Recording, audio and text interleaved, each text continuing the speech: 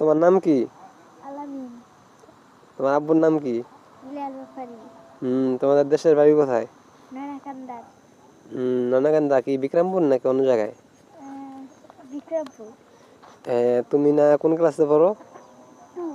টুতে পড়ো? হ্যাঁ। ও মাশাআল্লাহ, তাহলে ভালো ক্লাসে পড়ো তুমি। তুমি বড় হয়ে কি হতে চাও? বড় হয়ে এরকম লাগুন। এটা শুনতে হইব, বলো। ডাক্তার। ডাক্তার হইতে চাও? ডাক্তার হলে তো তাহলে তোমার অনেক টেকনিক জানতে হইব, পড়াশোনা করতে হইব। তা তুমি কোন ক্লাসে জানি পড়ো বললা? 2। টুর একটা ছড়া বলো। বলো।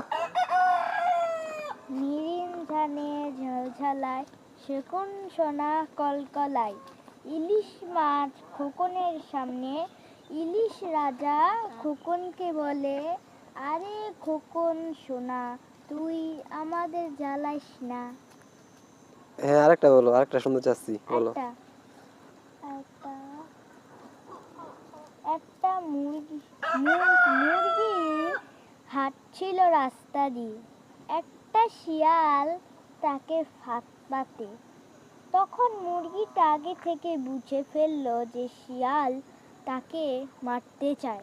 তখন তখন কি মানে তনকা এই যে মুরগি আরেকটা মুরগি আবার একটা মরা মুরগি রেখে নিজেই চলে যায়। তখন আবার শিয়ালে ফাঁদে আটকে যায়। তখন আবার এটা কি গল্প বলতেছো? গল্প? হ্যাঁ এটা কি গল্প বলতেছো? না, হন্তুরি হয় নাই, নতুন গল্প বলো, যে কটা গল্প পারো গল্প বলো, ছড়া বলো। গল্প একটা পারি কমু। বলো। এক নদীর ধারে একটা ছোট পিঁপড়া বাস করত। একদিন সে নদীর ধারে পানি খেতে তাকায় গেল। কথা বলো, হ্যাঁ তাকায় কথা বলো, সোজা তাকায় কথা বলো, গল্প বললে আফিয়া বলো। থেকে কই। বলো, সমস্যা নেই। এক নদীর ধারে একটা ছোট পিঁপড়া বাস করত।